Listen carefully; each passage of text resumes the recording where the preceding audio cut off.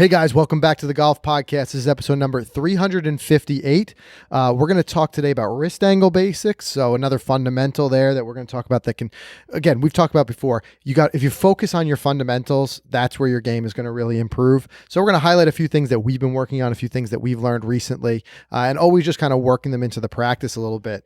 We're also going to give you guys a bunch of updates. Mike, we've got a lot of new stuff. We do, man. Already, we said we had big plans for 2021. And we've already got a lot of good stuff that's going to be rolling out. Yeah, for sure. So I'm really excited about that. Of course, we're going to do our Twitter tap in a minute as well. But let's just talk about some of those highlights. What's some of the big stuff we've got going? All right, so we're in January. We're in full swing of PGA Tour season now with the boys down in Hawaii. But speaking of that, we have linked up with Michael Breed and his show on Sirius XM satellite radio, A New Breed of Golf.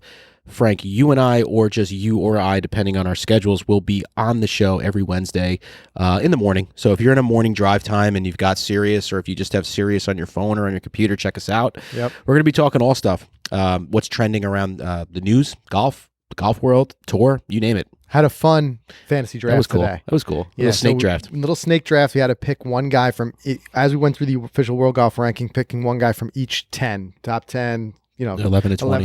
Mm-hmm. So that was a lot of fun. So look for that. It's great working with some of the other personalities and stuff around the game. That's one thing we always enjoy. We collaborate whenever we can. Absolutely. And Michael Breed, he's a terrific guy, and I'm hoping too that we can do some instructional content with him, even on camera. So keep an eye out for that. That's one exciting thing. Also, as far as if you listen to this show each week and you haven't had a chance to check it out in video form, make sure you check out the podcast on YouTube or on Facebook Watch. But speaking of which, especially, excuse me, right now while we're indoors, we're going to be doing a lot more kind of product reviews. And I think when we do our product reviews, we're going to gear it towards just stuff that catches our attention. Mm-hmm. We've said from the beginning, a lot of the content we create is just stuff that we want to see. So there's been a couple of different products here and there that I think in different ways have an interesting thing to add to the golf space. Yeah. Mm-hmm. So we've got some really cool insoles that go into your shoes that actually measure the force applied to the ground.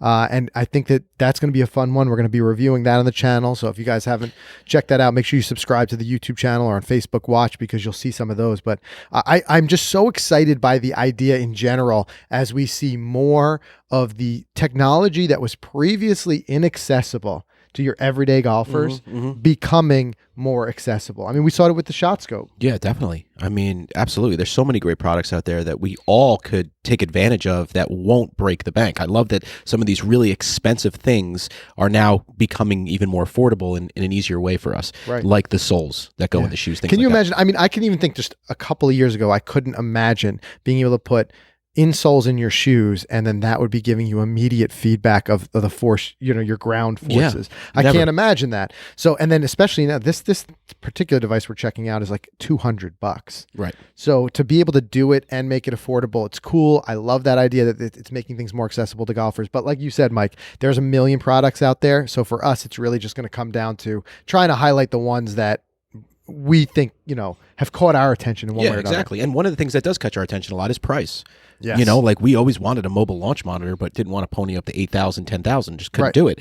And then all of a sudden things like Rapsodo come around. It's $400. Right. It's like, great. Yeah. I mean, in a head-to-head comparison, they're never going to compare to your $20,000 devices. But if you can get at least enough of that data to be able to work on your game, as an individual golfer, and you're doing it for a minuscule fraction of the price of the big boy stuff, I think it's promising. Yeah, and I'm excited, man, because we're very blessed. Every time we get in here, HQ, a lot of people out there, a lot of the vendors, a lot of product developers, they appreciate our reviews, so they send us these products, and they come in, and we, like you said, we like to highlight the ones that are cool and the ones that we want to show. Yeah. So we appreciate that. I'm looking forward to that. We're going to be doing a lot of that in the next couple months, but we are going to get on the road though. We're going to hit a spot in Jersey in a couple weeks, Frank, called In Range, which is a place near us. It's about an hour south in Branchburg, kind of like a Z-Strict, I believe. It's got indoor, outdoor, almost like Top Golf. Again, I don't know much about it, but they invited us down. We're going to go down and have some lunch there, maybe do a podcast there, and kind of just hang out for the day. So that's on our list. And then, well, that's always been big for me too. I've been saying this. We said it with Z-Strict, I said it with Top Golf. Any of these kind of introductory spaces that bring more golfers to the game, I'm a big fan of. Because if you're a brand new, fresh golfer, going to the course and stuff might be a little bit intimidating to you, and it might be one more barrier to getting people to actually out there swinging and playing golf. But where you have these relaxed atmospheres, maybe there's a bar, music, little friendly like games like they have now with like Top Golf, and you're hitting targets, whatever it is, it gets people out there, even somebody who might not have thought they wanted to be exposed to golf. And now they're out there, they're doing it, and they realize, wait, this is kind of fun. I want to do this more seriously. You almost don't care if you look bad when you're at Top Golf, having a drink. Right. You don't care if you're a fool. Right. But you do care when you're out on the course. So you're absolutely right. It's a great place to come and grow and learn the game. No doubt about it. And then the last thing I want to highlight is we are going to be talk about products. The new Titleist Pro V1, Pro V1X 2021. It's going to be releasing. We were able to do a little bit of our own testing on that. So you guys look for that coming out real soon, along with a very big giveaway, Mike. It's huge. We're going to give away, get this, a year's supply of Titleist golf balls to one lucky person. Yeah. What's that, like 6 dozen? If you go through 6 dozen golf balls in it, it's time to go buy a tennis That's racket. quite a few. I mean, maybe play a course with a little bit less water at that point. But that's going to be a fun one. So I'm really looking forward to that. And by the way, guys, I keep stressing this. This is a fitting that not many of us go through. We go through driver fittings, we go through club fittings, we'll even go through clothes fittings when we get suits and stuff.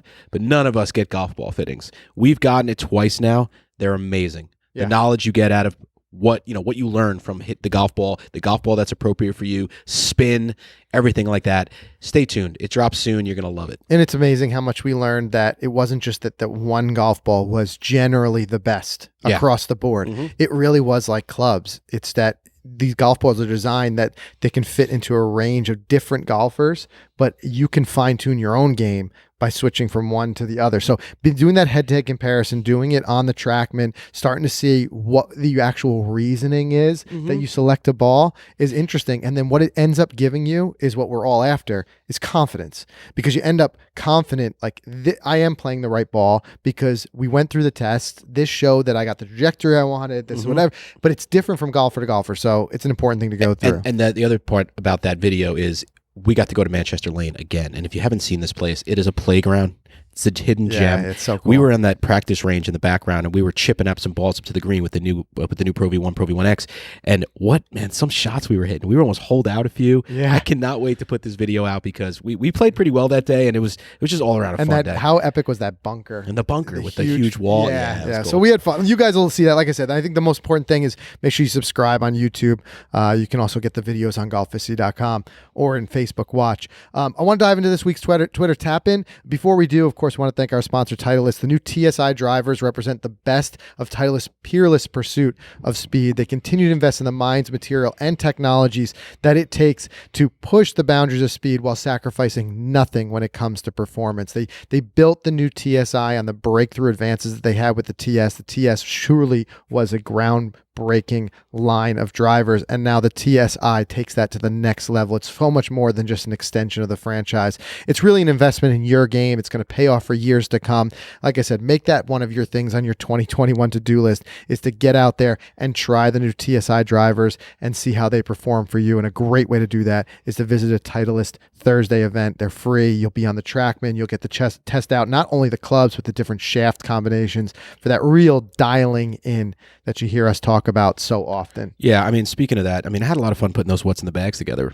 It was fun, right? Yes. To go through our clubs again and go through the specs and just relive all the changes, and one of them being the Titleist TSI, both driver and 3-wood, were the two biggest changes we made last year. Yeah. And those are the two clubs we're salivating to get out on the course in spring to start using, because it's only had them for a month. You're right. And we both did highlight them because a lot of questions that came in, what was your favorite club? And it's in there. It's in the mix. Yep. You got to love a good fairway finder, that's for sure. Oh, yeah.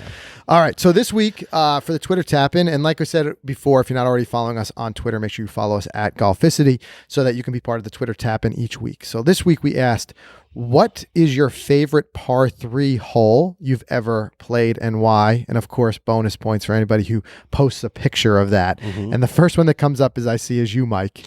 Yeah, I had fun with this one because immediately what came to mind, my response was based purely on beauty. I'd say the 16th at Sleepy Hollow, and I put a picture of the look at that place. The what do they call that? The thumbprint. Thumbprint. The thumbprint green. We had the benefit of playing it too when the pin was in the middle of that thumbprint. It's difficult when it's not. That's for sure. Yeah, for sure. I screwed up that hole pretty bad. I don't want to talk about it. But okay. All right. Sorry for bringing up a sore subject. I apologize. Yeah. My round was humming until that hole, but. That's one of the most beautiful holes out there. But based on results, like one of those, like, you know, the one that gives me all the feels all the way around is I'm going to say number 7 at Bay Hill. And it just has a special meaning to me because that's, you know, I played in the Arnold Palmer Invitational Pro-Am with you on the bag, Frank, and I put the ball in a greenside bunker, and I was able to have an awesome bunker shot to about 3 feet with a crowd applause and then tap in for par. It was an awesome up and down and probably like the best par 3 of my life. Oh, yeah, I mean that was such an experience. Even being able to caddy and be on the bag for you that day, it's something I'll never forget. Can't wait to do it again. Yeah, for me, where was it that we played? Which farms was it? Hamilton Farms, right? And I remember the 17th hole. I remember that the course design, the architecture was so cool that when you looked down from the tee box, you saw the 17th green, but then perfectly framed by the trees behind it, it continued on the line of sight through the 18th hole, which is gorgeous, to this huge, massive, amazing clubhouse. I just remember standing on that tee box and being just in absolute awe. But you beat that hole up too. I beat that hole. I hit one of my best shots of the season last year. Birdie, right?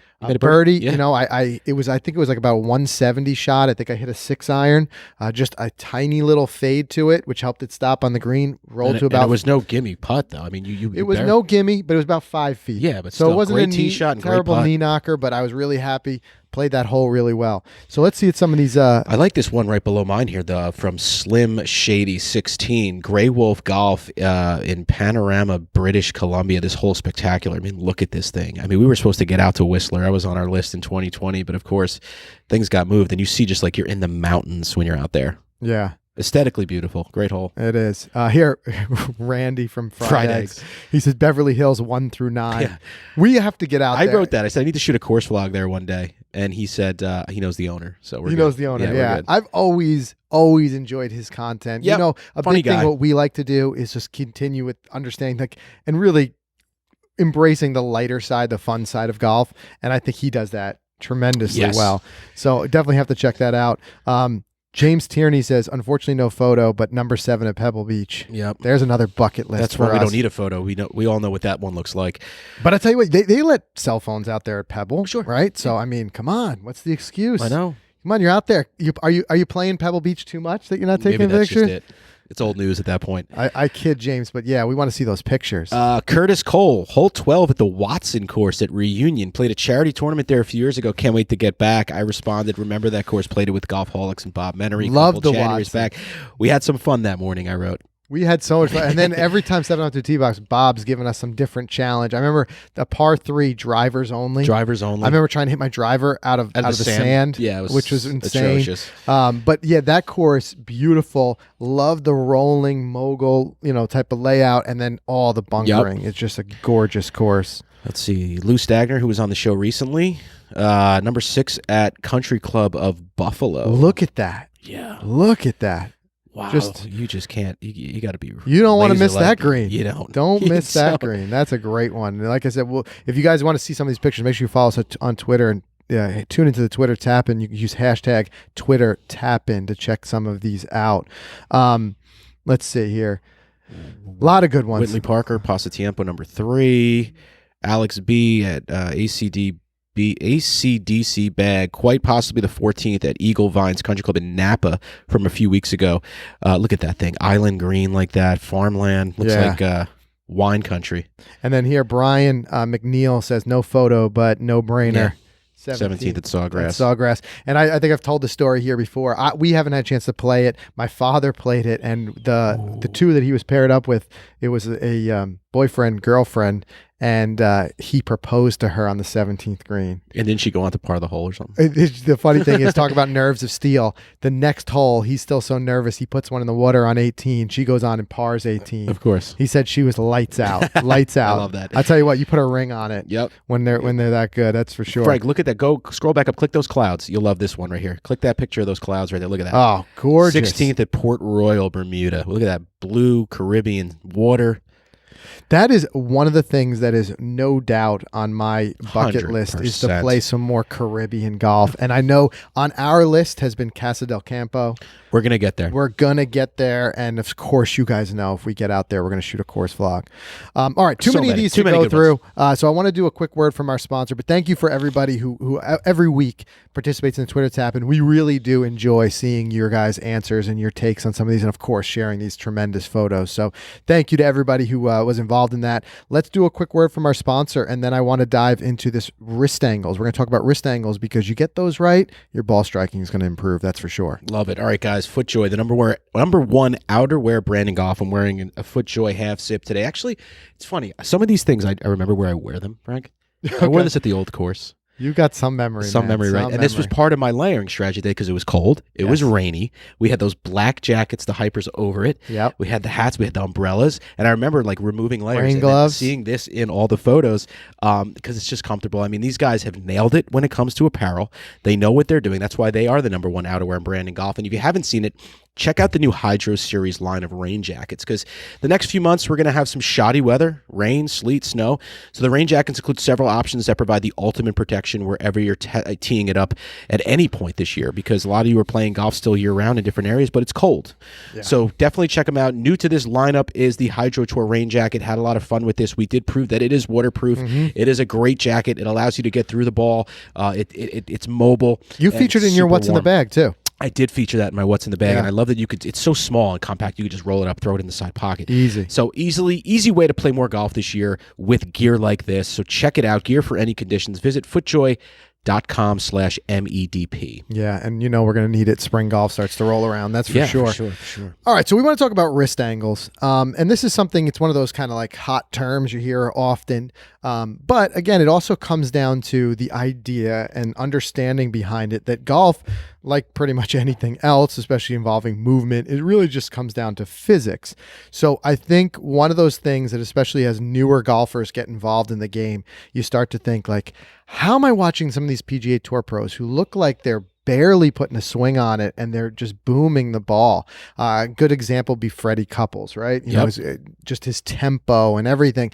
But boom, boom, they call him boom, boom for a reason. Never looked like he was out there gritting his teeth and swinging like, Kyle Berkshire or some of these long drive guys, which those guys too, they're doing the same thing, just turned up to 11, but they're getting so much power. And how does it really come down to it? It comes down to efficiency. They are so darn efficient with the way that they transfer the power. And I think one thing I want to talk about more on the show in future episode might be using the ground too. We talk about using these different devices. We're going to feature a couple of them on how you do that. I thought about this the other day and I'm like, how can I create a visualization in my mind about how much the ground really creates the power in the swing? And then I thought, well, what if I visualize myself floating in space and tried to take a swing? Okay. It would be a mess. All right. I could feel like I couldn't put any power on it. You would start to just turn, you know what I mean? It would just wouldn't work. Your whole body, Right. Mm-hmm. You need something to resist and push against. And the ground is that. It ain't moving. Mm-hmm. So if you can use that power and push against it, that's where it's going to be. But this is similar type of thing. Wrist angles. It's really what it is. It's the hinge that connects your arms and the rest of your body to that club by extension. So if you get those wrist angles correctly, you're going to be able to transfer a lot more power and have cleaner strikes. This is where we talk about holding onto your lag.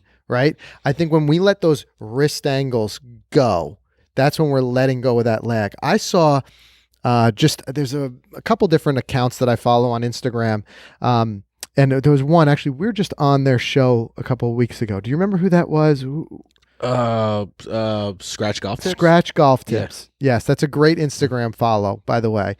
And he'll just post tips from different people at different times. And I saw a quick drill where this guy put a chair next to him, and then he was just showing how you keep that as long as possible, the lag, by laying the shaft of the club on the chair and feeling this drag across the chair instead of it breaking down. But this is where that wrist angle, again, we talk about casting and things like that. So it really comes down to trying to hold that wrist angle. And I think what we'll talk about more in a minute is less about having a focused attention on releasing the club and instead focusing more on keeping your angles and rotating. And if you do that, naturally that club face is going to come into position. So much of a reason why so many golfers, ourselves included, struggle with consistency is because there's too many things in our swing that rely on timing. And one of those things can be releasing the wrist. If you can instead just get yourself in the right, I've learned this so much recently, Mike, get yourself in the right position on the backswing and then just rotate. If you're in the right position, it's going to kind of work out for you. Right. But it really comes down to getting your fundamentals right and getting in the right positions to start with. Interesting. Yeah. So how do we do that? Yeah, so first thing, no doubt, like I said, we talk about your connection to the club. Your hands are what connect you to the club. Your wrists are what's going to create these wrist angles. Your hands connect you to the club. So this is why grip really is so important. So grip can be something that can be hard to change down the line. It's not impossible, but it can be hard to change. So if you are a newer golfer learning the game, focus a lot of your time and effort on grip. Even going and getting a lesson and just having them show you how to grip the club to start with, because that can be, once you get that down, you'll find that a lot more things fall in place. And you'll see that some of the, really some of the greatest golfers of all time, when you hear them talk about their game, or some of them have written books and things like that, it's amazing how much they talk about grip. I'm thinking about like Ben Hogan, you know, an entire chapter on grip, because it is that important. But so although we could do an entire episode on it, just highlight a couple quick things. And we've done some great podcasts recently where we dove more into grip. We even did a whole one on this first thing, grip pressure. So you can find out more about that. Also on golficity.com, we've got a lot of great instruction and a lot more coming. Speaking of Michael Breed, working with some of the instructors on Golficity, we're going to be working hard on 2021 to get more instruction in there. Yeah, I'm excited for that. Yeah. So light grip pressure is a first thing. Make sure, give a check on your grip pressure, how tightly you're holding the club. If you start to death grip that thing and hold it too tightly, you'll find that your wrists and your arms and really everything starts to not move as fluidly. So best way to learn that light grip pressure, practice it. Forget full swing for a moment. Practice it with chipping and pitching. And we've said, learn your extremes. Go so loose until you realize you lose control, right? Then you realize that's my limit. And then just kind of apply a little bit more pressure to the point where you now have control, but you've got a loose pressure. I think it's the quickest and easiest way to find your grip pressure. I like that. That seems pretty easy to do. Because so many of us, we start with just swing, taking cuts. But if you start with, just chipping, because you use the same grip, chipping or full swing. I feel like when you get to a range session, what do you notice in the first 5 swings? They're super soft, they're super light. You're not swinging like an animal. Grip pressure's light because you're not warmed up yet. Right. And then as the more warm you get, you start to grip a little harder. You start to swing a little harder. The joints are starting to loose up. So I feel like things start to go out the window. I wish I could play my entire round like it's that first swing on the range. Yeah, stay loose. That's for sure. You know what I mean? Because I feel like when I start to grip, that's when now I'm hitting the ball, too hard. That's when I'm starting to miss fairways. So grip pressure is key. Who taught the famous golfer talked about, you're holding a baby bird in your hand. Oh yeah. Who does that quote attribute it to? That's a good question. It could be Hogan. Could be Hogan. Right. But it makes sense. And it does. And I think we talked about this in our previous episode on grip pressure. I think part of that reason why, if you're seeing it as you progress through your round, it's because mental pressure turns into grip pressure. Definitely. Your body gets tighter. You start to hold the club tighter. So if you find that you're doing it okay at some times and not others, check on your ability to handle pressure and what you're doing in those moments. And we've talked before about just a deep breath, a deep cleansing, relaxing breath, and just taking a mental checklist of your body's tension can really help. Especially, you're aware as a golfer when those pressure situations are. That putt to finally break 90, like we talked about last week, or whatever it may be. You just got to becoming aware. This is my pressure, and then just kind of relaxing yourself. If there are any type of technology, or I could see smart grips now that'll measure your grip pressure. You know what? That's a brilliant idea. All right, let's do it. That's a brilliant idea. We're talking about smart insoles. Why would someone not put something you can overlay over your grip and just feel? But I don't know what that would measure. But if you were able to measure an amateur golfer's grip throughout a round, I'm sure you would see just an incredible inconsistency. Yeah. Because you're right, all those variables come into play. Even when you're angry, if you hit a bad shot into the woods, I guarantee your next shot, you're going to have a stronger grip. Right. Because you said that mental game goes out and you're going to start to transition that into your grip. Someone take that idea and run with it. Please, because I think it's brilliant. Obviously, you wouldn't be able to grip, you'd be able to play with, I think, all the time. But even if you created a training club with a grip that maybe had a Bluetooth connection that had some pressure sensors in it, and you could see even just in the different parts of your hands where you're applying too much or too little pressure, and then gave you some feedback, is brilliant. I'm looking it up. And listen, we'll only take a very small cut. It's very small. Don't worry, guys. But anyway, so that's a big one. Another one is just making sure you've got a firm connection, looking at the basics of your grip, interlock, overlap. Really, it's a personal preference. I played with an interlocked grip for a long, long time, and only in the past couple of seasons switched to an overlap. I found that the interlock was actually causing more pressure for me, and I actually starting to feel like a strain in my pinky doing it. I liked the overlap because for me it caused me to be a little bit less strong, really not again, it's so many terms. Weak and strong grip mean other things. Grip pressure was too much for sure. I mean, I switched from the baseball to the interlocking about 6 or 7 years ago. I'll never forget that change because it was the most awkward thing in the world. I wanted to quit golf, but then I said, no, I'm going to stick with it. I think it was 3 or 4 rounds later, it just became automatic. Grip is one of the hardest things to change. Yeah. But, if you are just using that kind of like baseball grip, no interlock or overlap, that's where you may have some issues with that connection so look at that. And the other thing is just making sure that handle lays across the palm. We really talk about, and again, this is something that I would encourage you. I think one of the best resources is reading Ben Hogan's book. He has some great diagrams. He talks about you're really holding that club more in the fingers than, gripping in the middle of your palms. He shows the different spots where you want to hold it. All those types of things allow that club to move more fluidly.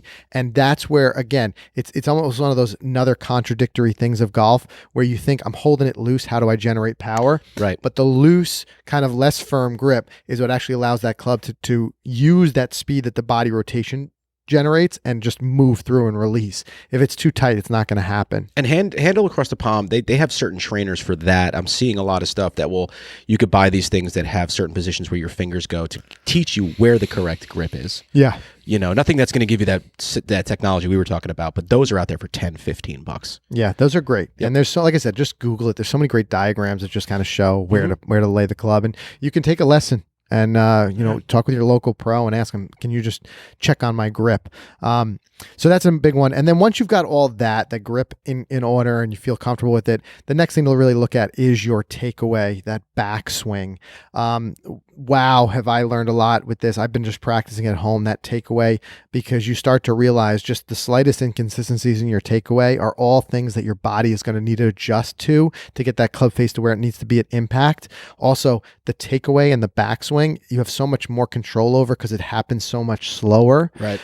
Everything in the downswing and into impact happens in the blink of an eye, and your body's going to have trouble doing too many adjustments in that. So if you can get yourself in a concentrated manner up to the right position at the top of the backswing, you're going to find that you're really in a great spot to just turn and let it just happen. Yeah. Let the swing just happen. And one thing too is really getting started with the shoulders on your takeaway. A lot of people, they get started too much with the hands. They start to bring the hands back. And what happens with that, you're already messing with your wrist angles because you're kind of like, you're moving your wrists like, this way.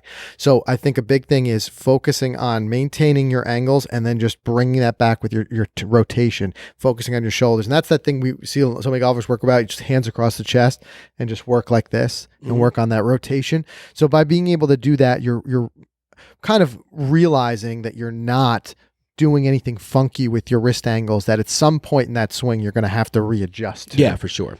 Yeah. So that's an important one, is that kind of that takeaway. And like I said, that's one thing I've been working on a lot. It's a hard thing to practice though, I feel. I mean, I don't know. Is there anything that you can use? I like if the tool is created for you to practice with it. Yeah. How about the impact snap? Would that be something? Yes, that's more so I think with the release because it snaps. Yeah, so that's more like with the smash bag. Yeah, but I have seen similarly. I know what you're talking about. The impact snap has that like little thing that comes off and it attaches to like it bumps up against your wrist. Yeah, but there are a lot of very simple tools out there that you hold in your hand with your grip, and all they do is give physical feedback of the angle, the proper angle. Right. I think one's called like the Tour 144 or something, because that's what the angle was. Yes. Something like that. And then that will just kind of show you a feel where that angle is. So there are ones like that. But as far as just practicing your takeaway, I think a big thing can just be practicing getting started moving with your rotation more than your hands and arms. Mm-hmm. And I think a great tool that we all kind of have access to, like with your phone or whatever, is just to record it in slow motion, look at it, look at what your takeaway looks like. We're also used to just narrowing in and looking at our impact and how that looks, that impact position. But if you use that slow motion feature on your phone and just kind of look at what does my takeaway look like and what do I look like, freeze it at the top. What do you look like at the top? Because that's the next thing we're going to talk about is just unloading. So once you get to that top point, and really what you're looking for is about a 90 degree, roughly 90 degree. It's going to vary from golfer to golfer. But if you get into a position there where you're about 90 degree, with your wrist angles with that club, here's where I used to get way too far and here and stuff like that. But just that 90 degree with the wrist angles, really at that point, like I said, it's just a matter of unloading that. When you break your wrist angle, like when you're coming down to swing, and this is that cast, when you come like this and you start to get a much larger angle than 90 degree, that's when you lose your power. So just again, it doesn't have to be exactly 90, but think about a 90 degree angle with the wrist and think about keeping that as you start to swing down and through. That really should not change, all that much. Right. So it's more so holding on to your wrist angles. That's the important part. So a lot of people go wrong. They feel like they need to consciously release that angle. And that's what we talk about, releasing the club and releasing the wrists. But reality is, if you go through a proper rotation and you're in a good angle, it's kind of just going to happen, naturally. So that manual release, that focused manual release can be a recipe for disaster because it can bring in those inconsistencies. I tell you, this is one thing I never practice, never even think of. We go to the range, we put alignment sticks down to check out our feet. We shoot our yardage to try to hone in on our distances. I'm not thinking about my wrists at all when I am practicing. I'll be brutally honest with you. Well, you might not have had a reason to, and I think that's why it's so important to get that's my struggle. Lesson. Should I have been? Well, I think that's where, what we try to do generally from week to week is bring your awareness to different fundamentals. Right. It doesn't mean that this is something you're particularly struggling with, but everyone can practice their fundamentals because they're so key. We talk about every swing is different, right? But every good golfer does a few good fundamentals the same and really well, close to the same. So this is where you're more aware that if you do have a lesson and they start talking about your wrist angle, you have an awareness of what it is. Ultimately, there's so many variations to everyone's swing. We can't cover everything here, but it's more so, like I said, if you're aware of it and you're able to understand, you'll have a more impactful lesson. Yeah. If that makes sense. Yep. But again, getting into that 90 degree, and at that point, instead of focusing on, releasing those wrists, if you just focus on keeping your hips turning through that impact and trust that your wrists are going to get into the right position for those, those forces that you create through that rotational swing, you're going to end up having a more consistent strike. And if you think about it, this is also maybe why you haven't thought about it or talked about it, is because if you do other things well, you don't need to put too much focus on this. Think about, for all we've learned with Kevin Sprecher, so much of it is balanced, has distilled down to two things: balance and rotation. Right. So he's like, if you get into a good balanced spot and you rotate, the rest will happen. It'll fall into place. So you won't need to do something like have this focus on releasing your wrists. So that's where I think the more awareness is, like, if you realize I'm constantly focusing on that, is it that there's something else that's happening in your swing that's causing a symptom that you are then having to remedy by turning off the autopilot, doing a manual override, and trying to realize, how am I going to release these wrists? So that's, I think, the most important thing. But again, every swing is different. For the specifics on it, talk to your doctor about. Talk to your, consult your doctor before doing any exercise. Exactly. No, talk to whoever you work with. If you're getting lessons from someone, and just tell them, I think I might be struggling with a problem with my wrist angles, and have them double check and see. Are you holding on to them, and are you rotating through properly? So, but again, just spend that little bit of time understanding first the fundamentals, look at some pictures of where it should be, and then focus on getting yourself into those key positions, especially with those more controllable parts of the swing, like the backswing, and then watch and see how much of a difference it really makes, because you're having to do less of those micro adjustments. Right. All right. So that's everything we have for you guys this week. I hope you enjoyed this instructional topic. If you've got something that you want to contribute of your own, something that's worked for you, maybe you've got a drill that's helped you with your wrist angle basics. Maybe you've got a training aid, as we were starting to mention, that helped. There can be some very inexpensive, simple ones that really just help you with that proper position. If you've got those, make sure you drop them in the comments, or mention them in our Facebook group. If you guys aren't part of our Facebook group already, it's a free group. It's a really fun way for us to interact, all the days in between the podcast episodes. So we enjoy seeing that there. Otherwise, there's a million other ways to get us on Twitter and everywhere else. We love to hear your takes and some of the things that have worked for you, because it might not even be on our radar. Might not be. You're right. So get to the show notes for this week by going to golficity.com/episode 358, or as always, in the Golficity app, where you can download for Android and iOS. So make sure you check out the app, and we'll see everybody again next week.